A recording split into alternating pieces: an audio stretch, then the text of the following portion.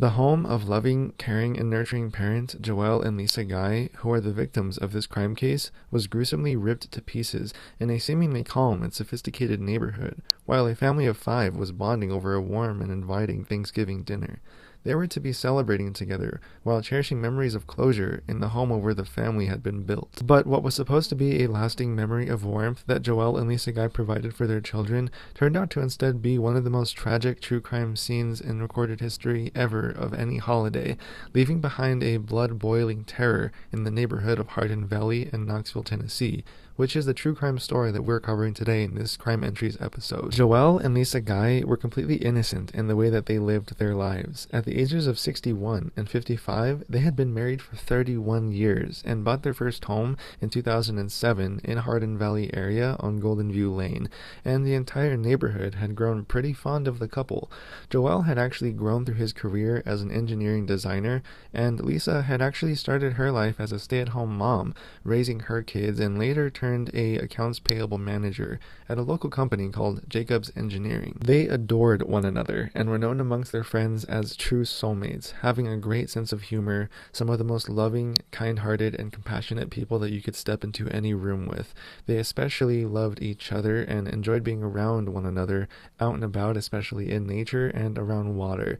They loved their kids, and that was definitely one of the pillars in this family's lives, with maybe just the exception of one. From their time spent raising 4 kids, being 3 daughters and 1 son, these kids were now all full-grown adults, and the entire family was now plotting to experience some new life changes as Joelle Guy Sr. and Lisa Guy were heading into retirement age together. So it was the year 2016, and the 4 Guy children were now all invited and gathering in this 2-story home that was situated on a corner lot property on the Golden View Lane Street, and this entire family was about to have a gigantic Thanksgiving dinner feast in a quite well-kept and tidy home, which is how they liked things. And for Joelle Guy Jr., he was actually the youngest of his siblings. He was staying in Louisiana at the time at the Baton Rouge apartments, so he was pretty much known to go by the house of the family basically without any restrictions. He was the youngest, and so his father had programmed a garage door opener for him,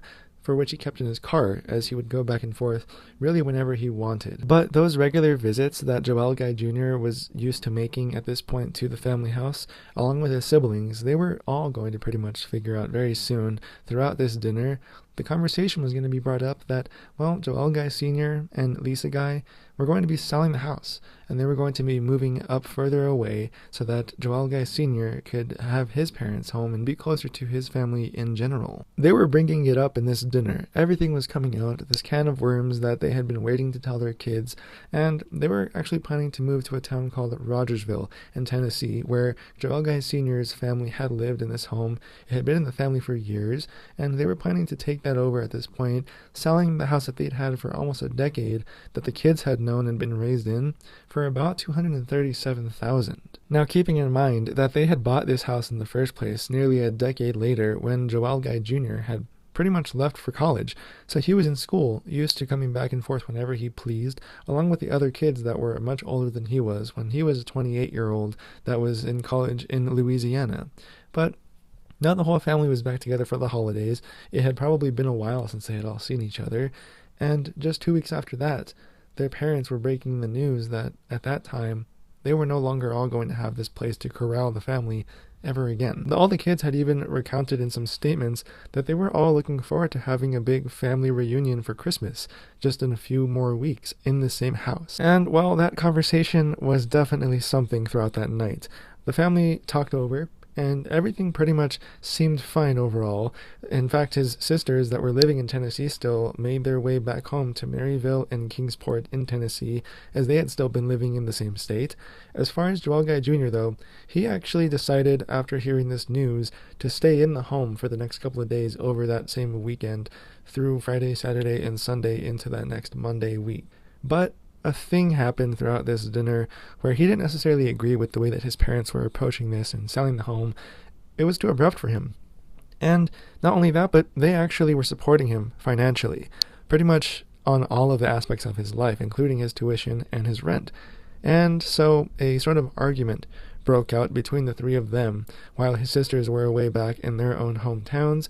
Now, this didn't really go as planned, that the parents, they were just considering trying to be there for their children, trying to give them notice, and Joel Guy Jr. didn't take it well at all. They were going into their retirement, they were happy that they were going to be selling this home and moving into the next steps of their lives.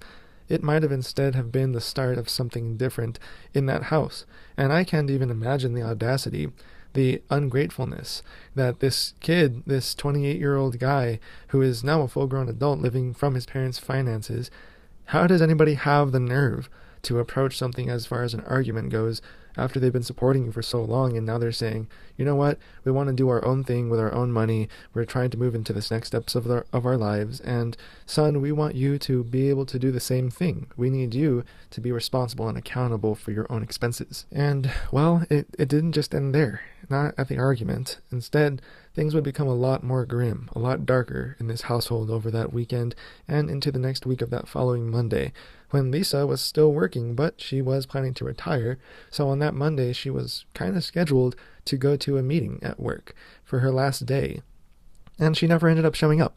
And this worried someone, not in the family, but one of her coworkers that was working at Jacobs Engineering. One of her colleagues got nervous because she was supposed to attend a goodbye luncheon, a farewell to her company that she'd been at for years, and she didn't show up. And this is kind of one of the most important goodbye days of your career. You'd think that she might show up. And so this coworker called 911 with this certain worry. Now, it's really kind of frustrating and annoying for me to say this, but nobody was really coming with the awareness or the nervousness, trying to find out where Lisa could have been. It was the important day that she totally blew off, and why? Could something have happened during that family argument? Well, when she got a hold of 911, the police officers went to go on patrol. They went to go and do a welfare check at the home.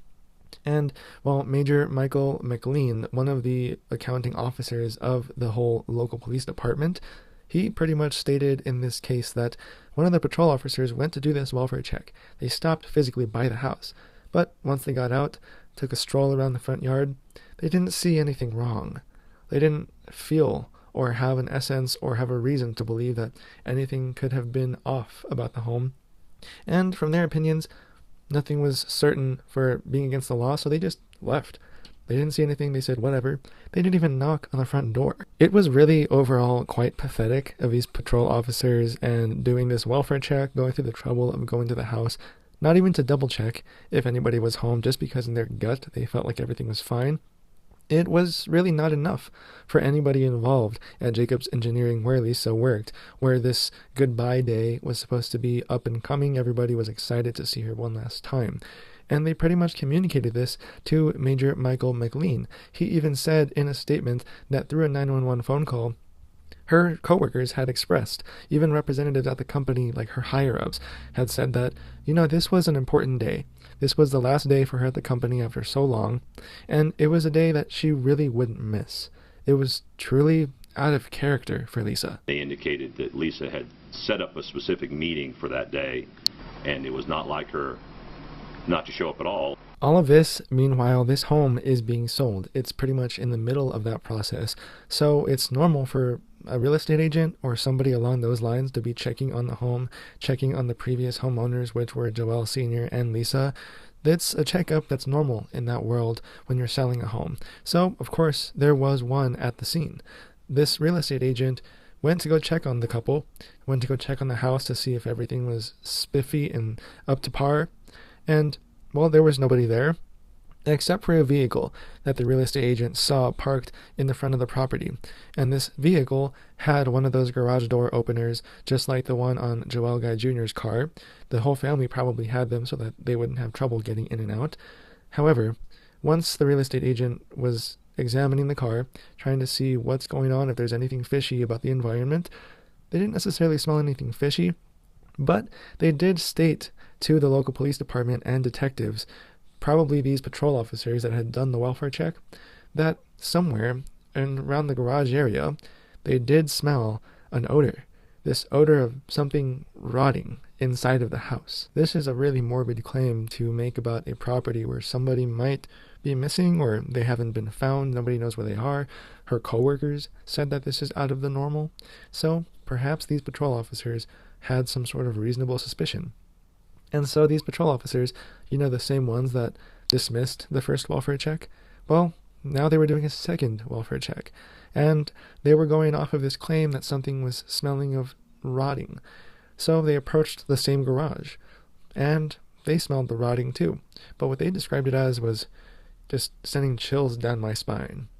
And I hate to say it, but these patrol officers described this as decomposing bodies and what that would smell like. It wasn't just something rotting, but that particular scent. Now, this claim, whose bodies? And could something more wretched, terrifying, gruesome have happened throughout this Thanksgiving weekend rather than just an argument? Was this about to be unfolded in a completely new terror for the entire neighborhood to be watching? Major Michael McLean had a lot to state throughout this entire case about just what this police department was dealing with throughout this case once they were stumbling upon this house step by step. And, well, once these officers made their way in, they broke into this house pretty much because they didn't have permission. All they had was this smell, this reeking odor, and from that, they uncovered something so disgusting, gruesome, and devastating. It was pretty much the whole house.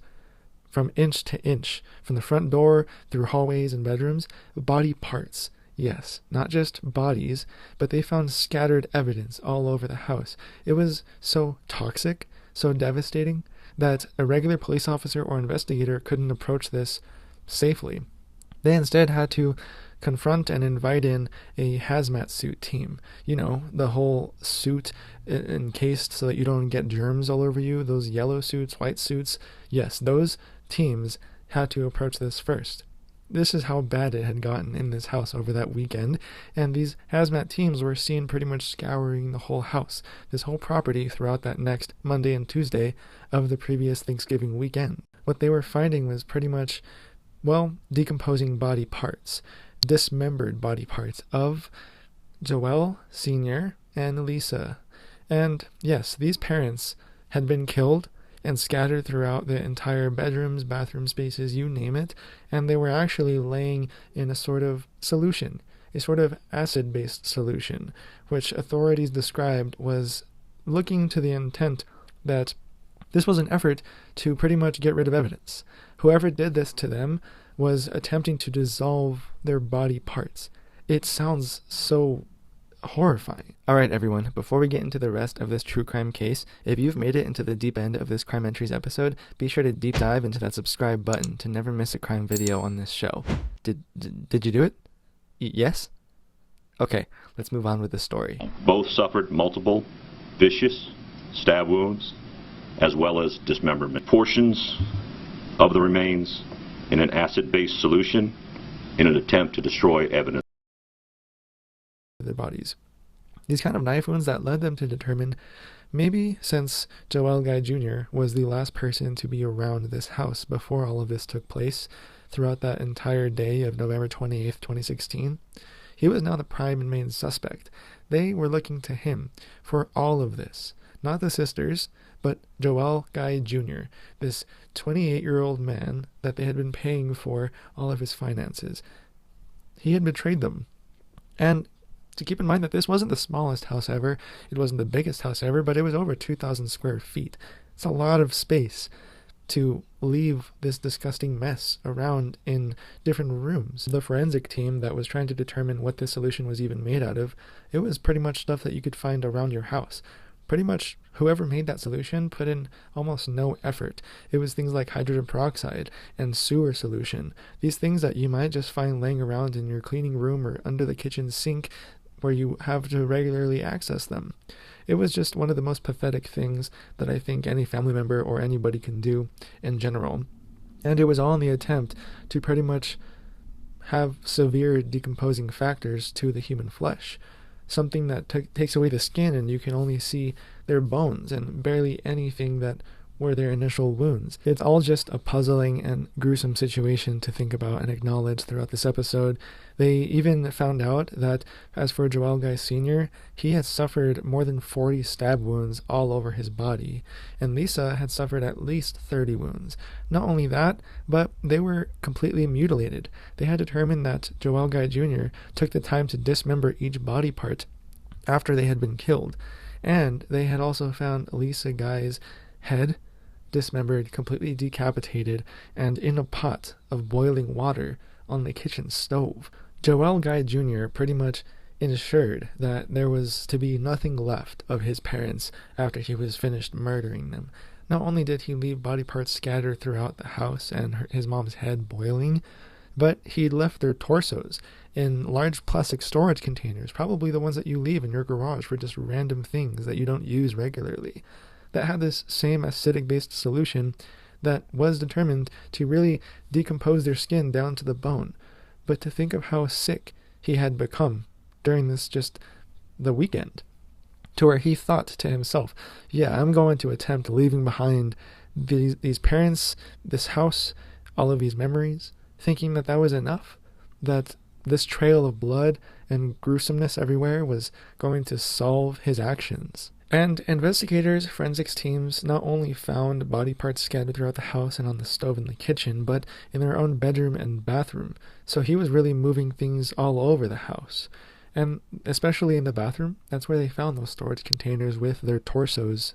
And next to that, in the bedroom, was Joel Guy Sr.'s severed hands, just lying there. That's how gruesome this scene was.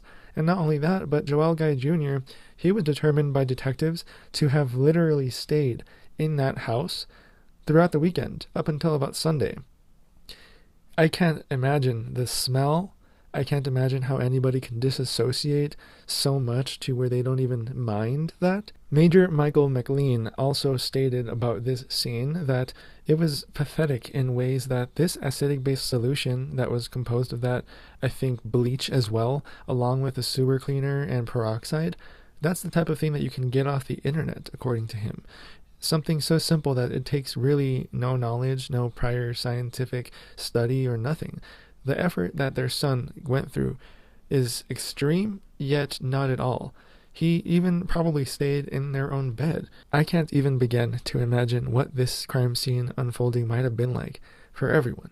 Just to imagine how these investigators had to come up with something that they were later going to announce to the neighborhood as a news conference that's coming up, but to the sisters that we're going to soon find out, family and friends especially, but with their neighbors. The neighbors had to watch all of this happening. Throughout that Monday and Tuesday of the next week, while Joel Guy Jr. was, he was guessed to have done this throughout the entire weekend, not just the 28th. But on that Monday and Tuesday is when all of these forensic investigators, the guys in the hazmat suits, they were all scouring the entire house. So people were watching. This entire crime scene had an audience. I can't even imagine how horrifying it must have been to see this unfolding before your eyes, as if you live in this neighborhood and your neighbor committed these actions. While all of this was happening, this entire crime scene was being flooded with hazmat suit workers, investigators, police, the whole nine. The actual new homeowners had gotten to the house at this time, probably themselves to check in to see what was going on, as new homeowners should be able to check on their new house that they literally bought. They have full access. But this house was being cursed, pretty much. Deaths happened, decomposing bodies, the smell, the sight of it. How could you even still be okay knowing that the house you just bought haven't even really moved your own furniture in? Nothing. You haven't even had your first day in the house. If I were the new homeowners of this very same house where these deaths, murders, decomposing bodies were taking place and all of the neighbors were able to watch, I don't think I would have the self-will to have that house anymore. I think I'd be too embarrassed, too terrified, frankly too uncomfortable in general to go through with anything like that. There should be a law against having to move into some house where deaths happened right before that. Even one of the neighbors was quoted in this investigation by saying that they just can't believe that something like that could ever happen in their neighborhood, on their street, where everybody is pretty much known to be kind, inviting to each other, waving to each other on a daily basis. It's just something that is unheard of for this kind of well-kept, suburban, wealthy, and established neighborhood. And I don't blame them. I can't imagine having a neighbor that would do those sorts of things. It's like a Jeffrey Dahmer type of situation where you live right across from somebody Little do you know what's going on beneath the surface. Like, did anyone ever even question these new homeowners? I didn't find anything personally throughout my investigations on this story. However, it seems like the logical thing to do. These neighbors are very welcoming. At least before this, they were. Maybe not now, they aren't. But if anyone ever said, "Are you okay? You just bought this house for a couple of $100,000 as an investment. You've put no furniture inside. You haven't even had your first week through this home. And yet, it's tarnished. Every memory that you could have made here has vanished now that it's this entire murder investigation." Not luckily for Joelle Sr. and Lisa Guy, of course, but for the investigations. Well, investigators, detectives, forensics, they were actually able to start honing in on some crucial pieces of evidence as they were scavenging through this house looking for any details that might help them grow a case against Joelle Jr. And what they found was even more morbid and creepy. It's a book, a sort of journal, a notebook handwritten by Joelle Jr. himself, stating a lot of things. Specifically, some of those things were details about the utensils, the tools that he would use to commit these murders, that were a carving knife and a stabbing knife. Those specific items, as if one knife was any different from the other, but he was specific about this. There were more details to his plans throughout this notebook that we will get into. It's like he's some kind of mindless hunter, someone that doesn't consider anything besides his urge to do the actions of killing. Being so meticulous, writing it step by step, even the details of the weapons he would use for which parts of the murders he would commit. It's just that double take that he didn't do after the fact, after he had followed through with killing his own parents.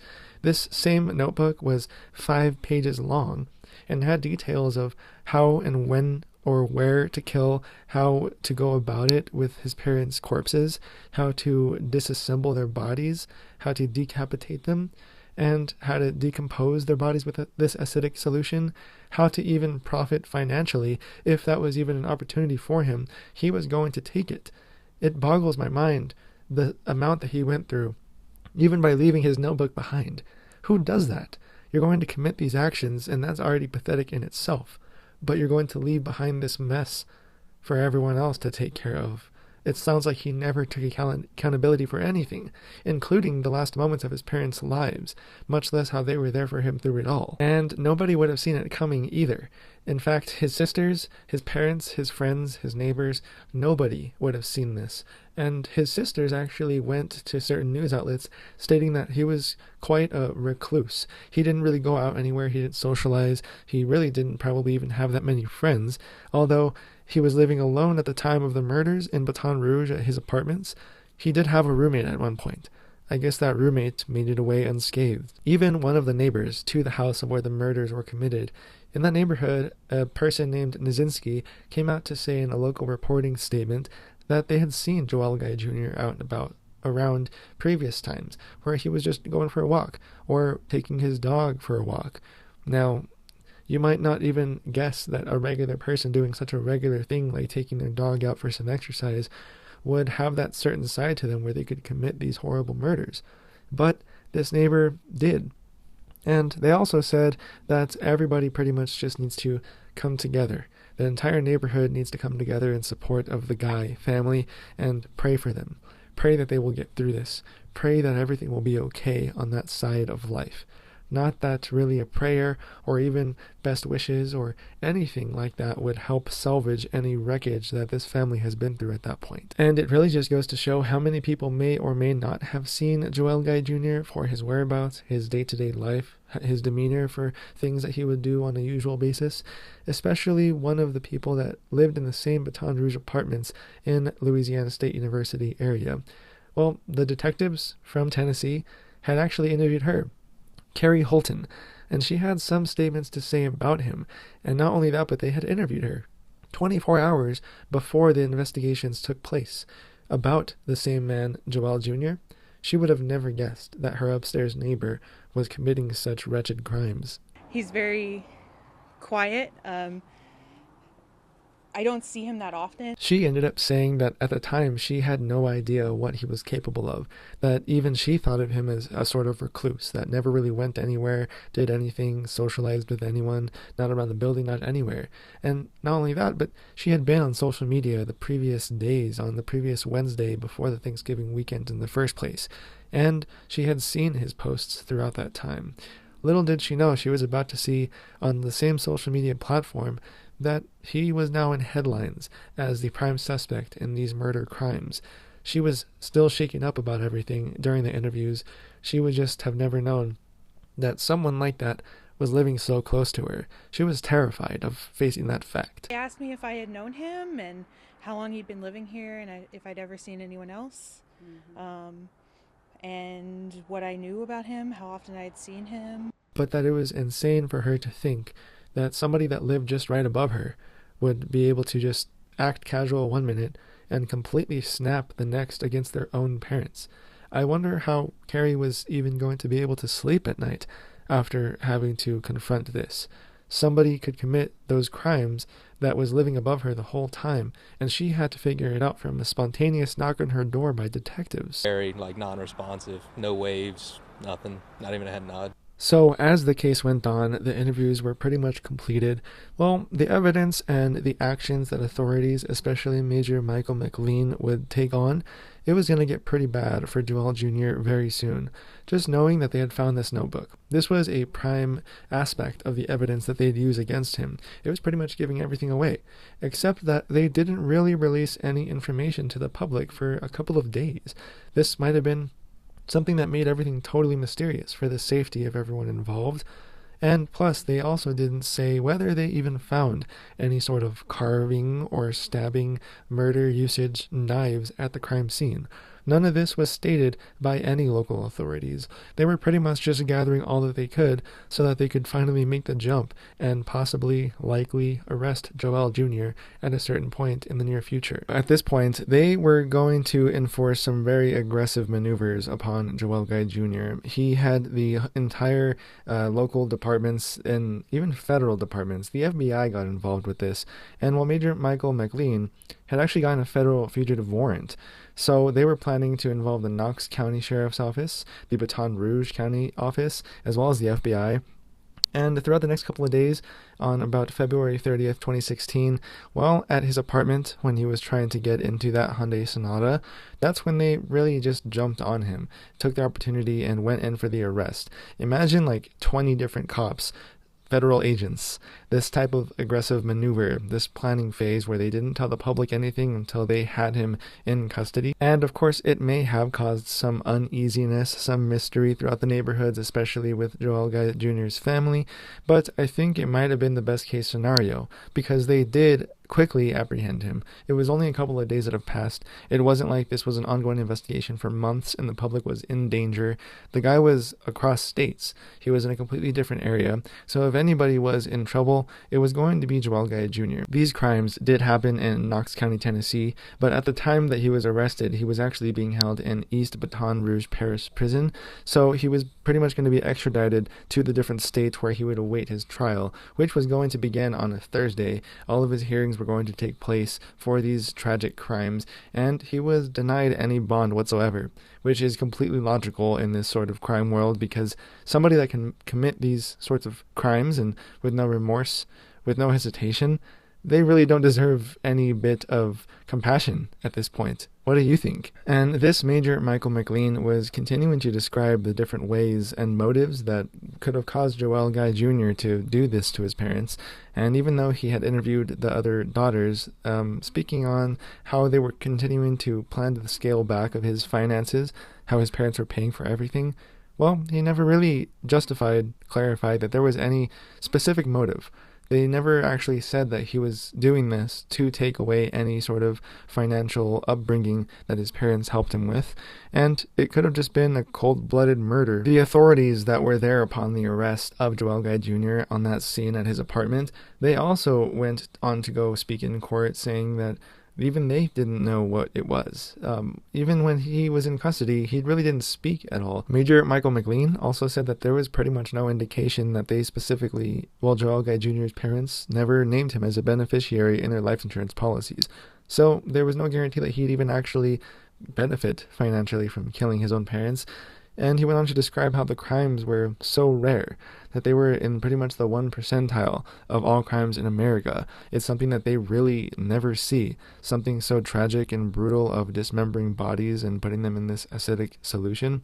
It was something that nobody had known how to deal with, so they really couldn't understand what was happening behind the eyes of Joel Guy Jr. And other family members, like Joel Guy Sr.'s sister, Renee Charles, also told some local news reportings about how she felt, and saying that she really couldn't believe what he did. She couldn't believe that he would not only stab someone that are his parents, but go on to dismember them, and mutilate them for that matter, that she couldn't even recognize him at this point. I don't know if anybody could have recognized him that knew him at this point, and people that didn't know him probably just saw him as some kind of monster. She was so upset, and describing that they were all hoping to have Christmases again together. Every official that was in the courtroom didn't know how to react to this, what to say, what to think, or how to mentalize just this whole crime and the way it's depicted. Jeremy McCord, who was a sheriff at Knox County, said that the carnage was pretty much the worst thing he had ever seen in his entire career. And he went on to describe how it all happened, especially with, Joel Guy Jr.'s mom. She was just out getting groceries. She was out shopping while he was killing his dad. And once he was done with that, he waited until she had gotten home and started on her. And once he had finished the murders, the mutilations, he had went on to drain pretty much all cash that his parents had in whatever account he had access to, and was pretty much just waiting for his payout of their benefits. But he would never go on to receive those benefits. Not only would he go throughout this whole trouble of killing his parents for a financial outcome of their life insurance benefits and any savings that they had, but it was really pathetic in how he injured himself, fighting off his dad and maintaining cuts to his own hands because he couldn't overpower his own dad. After that, he not only stayed in the house with them, but once he had decided to leave back to his Baton Rouge apartment, he performed more pathetic acts, where it was going to Walmart to pretty much tend to his own injuries, buying some gauze and some wrappings that he could help mend his cut wounds. This guy didn't care about anybody but himself, and after the matter of mutilating people, putting them in a solution, he thought that the best course of actions after that was to wait out a payment and to tend to some cuts and bruises. One of the people testifying against Joel Guy Jr. was the University of Tennessee forensics anthropologist Murray Marks. He was going on to describe just how ruthless, how aggressive it might take a person to go and mutilate somebody and rip apart their bones and tissues and just everything that Joel Guy Jr. did to his parents. He was saying that it takes a lot of work to do this. It's not so easy to just take body parts and cut through them, and it really takes elbow grease. It takes tons of effort and aggression and just really being assertive in that way. Not only were they describing just how much effort he put into the mutilations, but they had also described that in this notebook that he had kept about planning all of this meticulous effort, he had also planned this as early as November 7th. So this all took about 2.5 weeks to unfold. And throughout that time, he was pretty much leaving a trail of stores, various stores, department stores, where he was going to buy his supplies for this. The knives, plastic wrappings, plastic bins, some of those acidic-based chemicals. He was really going all through this just for that one night. It was just so depressing to imagine all of this and how the prosecutors were defending, Joel Sr. and Lisa, saying that the pretty much only reason that Lisa was working and planning her retirement during this whole decade that Joel Jr. was in college was for him. She only worked to support him financially, and they didn't deserve this gruesome death. And it's totally logical that they are actually going to end up finding him guilty throughout all of this. That's what the verdict was at the end of this whole court hearing. As the trial went on, so did a few years, and it was now at this point 2022 of November. In fact, there was so much to get through in this case, not only including evidence, but defense rebuttals of his public defender Jonathan Harwell, who took it upon himself to write 100 plus pages of an argument against a panel of judges, pretty much stating that there was issues involved, not only in the way that they handled his prosecution and the way that they went about arresting him, but the way that they handled evidence, saying that a lot of it was just purely invalid. This Jonathan Harwell was pretty much stating to the prosecutors in the case and the judges that everything that officials did to apprehend him and arrest him in the process of finding what he did in the house was not good evidence because of the reasons that he was a part-time resident. He lived there, and this was against the law for any officers to pretty much go in without any protective warrants against the police officers. They pretty much did this illegally. They went against the law and broke into his house, his property. They really didn't have any jurisdiction nor any sort of lawful manner to go into the house and find the evidence that they did of this acidic-based solution or any other disembodiment factors. And, it got worse from there. This Jonathan Harwell was really trying to find any excuse for Joel Guy Jr. and help him get out of any charges against him, but it was not going to go well for them, quite ugly. Jonathan Harwell was pretty much saying that in order for these police officers doing the welfare check and stumbling upon the crime scenes, that they needed any sort of permission from Joel Guy Jr. to enter the premises.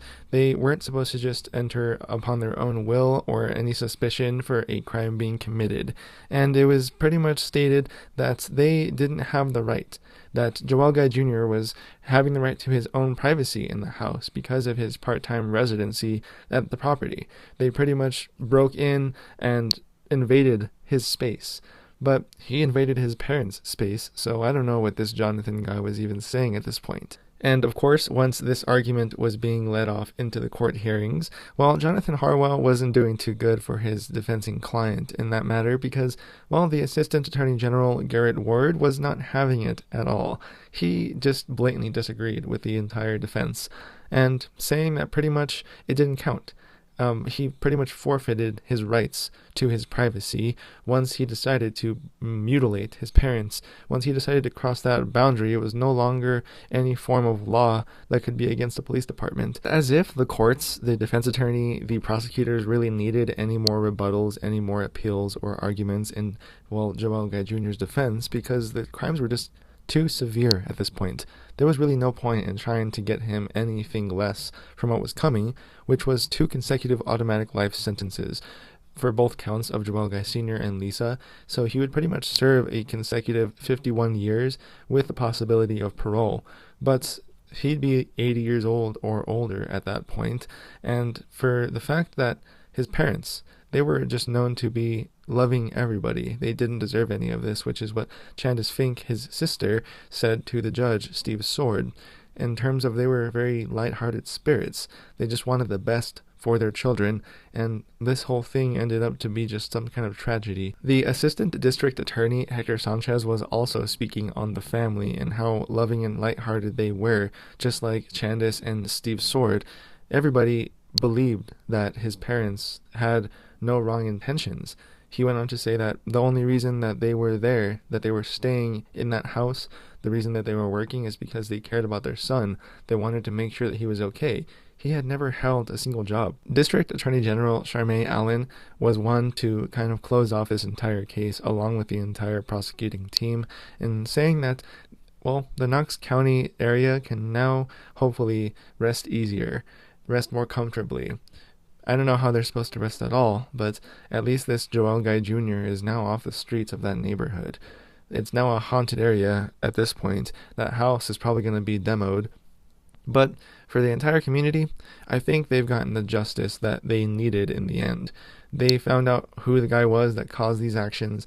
The family now has a pretty much psycho serial killer behind bars for the rest of his life, practically. And I think that's the best justice that they are going to get, besides having to deal with the grief, the loss of Joel Guy Sr. and Lisa Guy. And I hope that their entire community and family can eventually figure out a way to live with the fact that this all happened.